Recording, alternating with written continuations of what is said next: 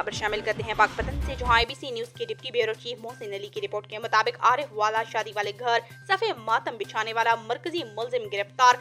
मुलजिम नाजिम अली ने फायरिंग करके भाभी और भतीजे को कत्ल जबकि मेहमान आई खातून को जख्मी किया। तहसील आरिफ वाला तर्जुमान पंजाब पुलिस के मुताबिक सिटी पुलिस ने मुखबर की इत्तला पर कार्रवाई करते हुए दोहरे कत्ल केस के मरकजी मुलजिम नाजिम अली को गिरफ्तार कर लिया।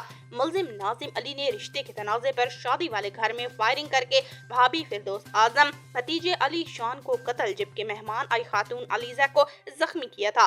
वाक़े का मुकदमा मकतूला की बेटी मलाइका आजम की मदय्यत में नामालूम अफराद के खिलाफ दर्ज किया गया। वाक़े के 4 माह बाद मरकजी मुलजिम नाजिम अली को गिरफ्तार किया गया।